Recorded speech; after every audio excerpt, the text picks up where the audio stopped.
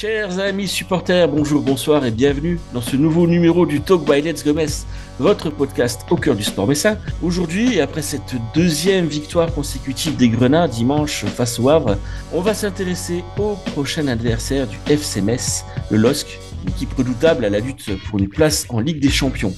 Un match qui s'annonce très compliqué pour les hommes de Laszlo Bologna dans leur lutte pour le maintien. Alors les Messins peuvent-ils réitérer leur exploit d'il y a 10 jours contre Lens? Le LOSC, une équipe en forme, est-ce une formalité pour les Dogs de Paulo Fonseca qui enchaînent les bons résultats? Pour en parler, j'accueille aujourd'hui deux spécialistes du club nordiste, à commencer par Pierre Fesneau, étudiant à Lille et abonné à la Decathlon Arena, plus connu sous le nom de Pierre Mauroy. Bonjour Pierre. Bonjour Gérald, bonjour Adrien, merci beaucoup pour l'invitation. Merci à toi d'être avec nous. Alors, tu es également membre d'un média messin sur Twitter qui s'appelle le Talk Metz, notre média homonyme. C'est une histoire assez rigolote, tu peux juste nous la raconter si tu l'as. Exactement, je suis membre d'un média qui s'appelle Talk Metz sur Twitter et on vient se généraliser aussi sur les autres plateformes. Alors, pour la petite anecdote, c'est Valentin, un membre de Let's Go Metz, qui m'a dit que vous avez créé justement ce podcast, le Talk by Let's Go Metz, en même temps que nous, Talk Metz. Donc, c'est vrai que pour la petite coïncidence, moi je trouve ça assez rigolo et l'anecdote est drôle. Bah ouais, c'est vrai que voilà, on a fait ça l'été et puis on cherchait un nom, puis on est tombé là-dessus. Et voilà, 2 jours après, je vois que sur Twitter, il y avait un média qui s'appelait pareil. Donc voilà, on a rajouté By Let's Go Metz pour qu'il n'y ait pas de confusion. C'est assez rigolo, on se marche pas dessus, c'est l'essentiel. C'est pas toujours le cas entre les différentes pages et les différents médias du foot messin. Donc voilà, on est parti sur une bonne entente et ça c'est très bien. Et à tes côtés, j'ai le plaisir d'accueillir à nouveau Adrien Bonnereau du média Eau de Foot. Bonjour mon cher Adrien. Bonjour Gérald, bonjour Pierre. Tu nous as porté chance la dernière fois, on a parlé de Lens. Si tu pouvais renvoyer quelques ondes positives au Grenat, ce serait super. Eh ben écoute, je vous le souhaite, hein. Après ça sera un peu plus corsé que face au Lensois, je pense. Eh ben on va en parler tout de suite, messieurs. La fin de saison est décidément palpitante en haut comme en bas du classement dans cette saison de Ligue 1. Metz et Lille sont encore en course dans leurs objectifs respectifs, qui sont bien sûr diamétralement opposés. D'un côté, les Grenats, qui viennent d'engranger 2 précieuses victoires et qui ont retrouvé une place de non relégable. Et de l'autre, le LOSC, qui enchaîne les bons résultats en championnat et qui titille les places en Ligue des Champions. Alors Pierre, à l'heure où on enregistre ce podcast, les Lillois n'ont pas encore joué leur match à Monaco, mais à l'heure actuelle, comment tu juges la saison des hommes de Paulo Fonseca? Alors, la saison des hommes de Fonseca, je la juge quand même relativement très très bonne. Bon, on connaît pas encore le dénouement de la fin de saison, mais on imagine qu'il y aura une place en Europe à la fin de la saison. Reste à voir en Ligue des Champions ou en Europa League, éventuellement en Conference League, mais j'y crois pas trop. Je vois plus le LOSC finir en Champions League. Là, ils sont sur une très très grosse série. Ils ont affronté Aston Villa en Coupe d'Europe. Ils ont été très très forts. Je pense qu'ils méritent ils méritent de passer sur les 180 minutes. Ils ont battu Marseille, ils ont battu Lens. Ils restent sur des très très gros matchs, très physiques. Ils dégagent quelque chose, ils renvoient quelque chose. Je les trouve très très athlétiques comparé au début de saison où il y a eu quelques fois quand même où ils étaient friables à l'extérieur. On a vu en témoigne une défaite 4-1 à Lorient à la 3e journée. En témoigne un match nul à Clermont 0-0. Ils perdent beaucoup de points à l'extérieur. C'est la 13e équipe à l'extérieur, à pas oublier, derrière le FC Metz, hein, au même titre. Donc, ils peuvent perdre des points bêtement contre des petits, mais je pense que ça reste quand même derrière eux sur cette deuxième partie de saison. Ils sont quand même très, très propres, très, très solides. Ils renvoient vraiment quelque chose de fort et je pense que ça va être un vrai challenge pour Metz après ces 2 victoires d'affilée. Adrien, Lille en France, c'est une valeur sûre depuis 25 ans, avec notamment ces 2 titres en 2011 et 2021, Ouais. de nombreuses participations dans les joutes européennes. Comment tu les trouves, toi, cette année? Cette année, je les trouve séduisants et sereins sur le terrain. Paulo Fonseca, il a mis en place un système de jeu qui correspond à quasi tous les joueurs présents. Il y a eu des ajustements par rapport à la saison dernière, mais ils sont dans la continuité plus. Il y a eu quelques ajustements en début de saison, mais là, on a l'impression qu'on est on est un peu sur pas une apogée, j'ai envie de dire, du système de jeu de Fonseca et de ses joueurs, mais on est sur une équipe difficilement touchable et battable.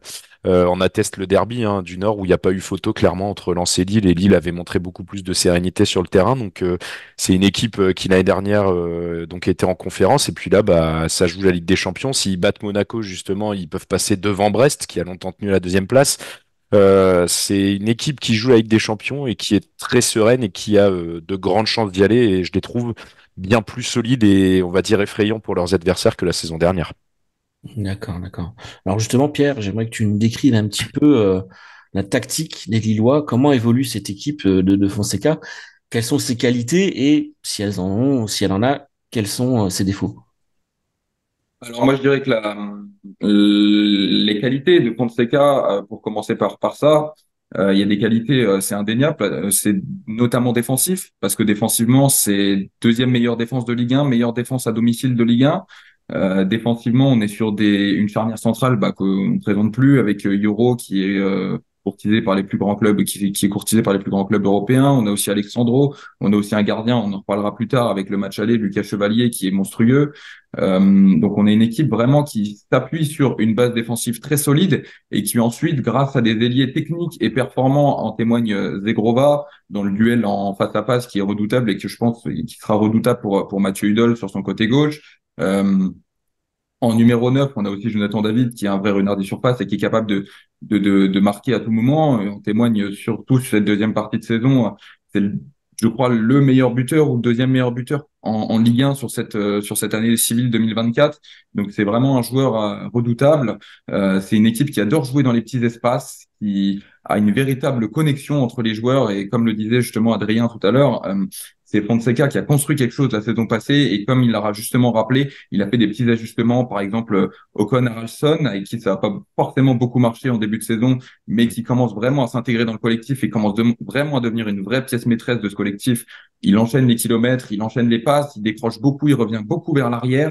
Je trouve que c'est vraiment une pièce maîtresse de ce collectif, Ocon Haraldsson, et ça c'est justement la patte de Fonseca, c'est-à-dire que Fonseca a vraiment amené un plus à ce collectif en s'appuyant sur une base défensive solide, en jouant dans les petits espaces, avec un milieu de terrain conquérant, avec Benjamin André et Nabil Bentaleb, et devant un renard des surfaces capable de frapper à tout moment. Alors maintenant, s'il fallait parler des défauts, potentiellement des défauts de jouer avec parfois un peu de suffisance, je dirais. En témoigne le derby du Nord. Le derby du Nord, je trouve que Lille était bien dans son sujet et a joué avec parfois un peu trop de suffisance. Ils prennent un but bête qui s'encaisse, ils se le mettent eux-mêmes limite ce but en fait. Contre Marseille, c'est un peu pareil aussi. C'est aussi un peu de suffisance. Bon, ça leur a pas porté préjudice, mais je pense qu'en début de saison, quand ils perdent des points bêtement à l'extérieur, c'est cette suffisance qui leur a fait défaut. Et on parlera du match aller. Et je pense que on parlera du match aller entre Lillois et Messin. Je pense que cette suffisance aussi aurait pu leur être préjudiciable. Adrien, pour prendre en comparaison le Racing Club de Lens, que tu suis également avec beaucoup d'assiduité, à quoi doivent s'attendre les Messins dimanche, tant dans le jeu que dans l'état d'esprit? Parce qu'on a vu que Lens, niveau état d'esprit, je pense que c'est là-dessus qu'ils ont perdu leur match à Metz. Bah en fait c'est justement ça, c'est que le Lille de cette année me fait penser au Lens de l'année dernière en fait. C'est vraiment des joueurs impliqués, une tactique propre. Mais après comme le disait Pierre, il y a ces petites phases de relâche comme contre Strasbourg, ils ont gagné 1-0 mais en début de deuxième mi-temps ils ont failli se faire surprendre et ça aurait pu terminer sur un match nul. Bon après il y a eu tout ce qui a été mis en place par Fonseca. Faut pas que Metz se fasse submerger dès le début de la rencontre, en fait, par Lille, parce que Lille attaque fort, que ce soit devant ou derrière, très serein, et il y aura cette petite phase, je pense, de détente où Metz pourra peut-être en profiter de suffisance, comme le disait Pierre. Mais par rapport à Lens, ouais, c'est des joueurs beaucoup plus conquérants. Après Lille, voilà, c'est comme tu le disais aussi, c'est une équipe qui a un statut depuis maintenant une vingtaine d'années, 2 titres de champion de France, qui veut faire mieux que l'année dernière, et ça passe par un bon résultat à l'extérieur aussi, parce que c'est vrai qu'il faut se rattraper. Il y a eu quelques errances qui font qu'ils sont 13e équipe à l'extérieur, ce qui est pas terrible pour une équipe comme Lille. Mais pour comparer à Lens, ouais, je dirais, l'implication des joueurs qui est beaucoup plus importante et qui justement peut faire peur à une équipe messine qui gagne depuis 2 matchs. Alors Pierre, au match aller, on en a parlé, hein, Lille avait rencontré quelques difficultés, si on peut dire, contre Metz. On se souvient que Chevalier avait stoppé 2 pénaltys. Alors depuis, si dans le jeu, c'est pas forcément mieux du côté messin, il y a un homme qui a fait son retour du côté grenat, un certain Georges Mikotadze. Est-ce qu'on craint ce joueur du côté lillois, à ton avis? Alors, moi, pour expérience de la chose, j'ai beaucoup de personnes qui sont abonnées avec moi à Lille que je connais très personnellement et voilà, on sait tous, Lille, c'est pas une surprise. Jonathan David, il devrait partir, il devrait quitter le club, hormis retournement de situation, éventuelle qualification en Ligue des Champions. Jonathan David devrait quitter le LOSC cet été. Et on parle beaucoup de Georges Mikotadze avec sa situation très préoccupante Ah ouais. à l'Ajax et à Metz. On en parle en tout cas. C'est des discours. On réfléchit à un attaquant pour remplacer Jonathan David et on parle de Mikotadze. Et ouais, Mikotadze, c'est quelqu'un qui impressionne. C'est quelqu'un qui est sur toutes les lèvres. On se dit que c'est quelqu'un qui serait compatible au football justement de Paulo Fonseca. C'est un attaquant qui fait peur parce qu'on le sait. Il est capable de frapper à tout moment. En témoigne son match contre Lens, en témoigne son match contre Le Havre encore le week-end passé. Je pense que s'il n'était pas là, justement, on n'amenait pas les 3 points. C'est quelqu'un qui est clé pour le FC Metz et dont le FC Metz va absolument devoir s'appuyer dessus pour essayer d'aller chercher les 3-4 points qui lui manqueraient éventuellement pour aller chercher un maintien définitif en cette fin de saison. Donc oui, Georges Mikotadze est craint par Lille, par les Lillois, et je pense qu'il est craint par toutes les équipes de Ligue 1, et je pense que c'est à très juste titre qu'il soit craint. Adrien, question fatidique. Comment battre Lille en cette fin de saison quand on est le FC Metz? Quelle serait d'après toi la formule tactique idéale pour les Messins dimanche, sachant que niveau tactique, à Metz, on sait comment que ça fonctionne, mais qu'est-ce qu'il faudrait amener de plus dimanche pour les Messins? Je pense qu'il faut essayer de déstabiliser les Lillois en fait, de changer un peu parce que ils ont une tactique de jeu impressionnante, mais une tactique de jeu bien définie. Et je pense que c'est la surprise d'en face qui peut les surprendre justement. Donc je pense, essayer de créer un maximum d'espace, contourner ce milieu justement Bentaleb André qui est un peu indéboulonnable sur certaines rencontres et la plupart du temps d'ailleurs. Donc il faut essayer de créer des espaces, trouver Mikotadze, c'est un fait, on l'a vu contre Lens, dès que Mikotadze a le ballon, il est dangereux sur n'importe laquelle de ses opportunités. Après, comme l'a dit Pierre, la défense lilloise est très solide, les jeunes cette année sont très bons, on le voit avec Yoro et Haraldsson, donc je pense il faut savoir saisir les opportunités, mais au bon moment. C'est pas Metz qui fera le jeu, clairement, c'est Lille. Ils ont un système fait pour, offensif, bloc haut. Mais justement, les blocs hauts sont perturbés par des équipes de bas de tableau. Donc ça peut peut-être, comme ils l'ont fait contre Lens, ils peuvent peut-être endormir les Lillois. Alors je sais que c'est pas terrible, on veut voir du beau jeu, de football et tout. Mais malheureusement, je pense que c'est comme ça que Metz peut outrepasser le LOSC et au moins arracher un match nul. En tout cas, moi j'y crois et justement c'est plausible. Et donc Alors, comment les battre, messieurs, ouais, vas-y, ouais, vas-y. ouais, non, mais il n'y a pas de souci. Comment les battre? De toute façon, voilà. Voilà, ça c'est une question assez difficile. Voilà. Comment ne pas perdre? Voilà, c'est ça que j'aurais dit. Ouais, voilà, Question, voilà. Alors, messieurs, pour terminer ce talk, on va faire le traditionnel pronostic. Pierre, à toi l'honneur. Quel résultat vois-tu dimanche? Moi, je suis mitigé entre deux scénarios. Je suis mitigé entre le scénario d'Adrien.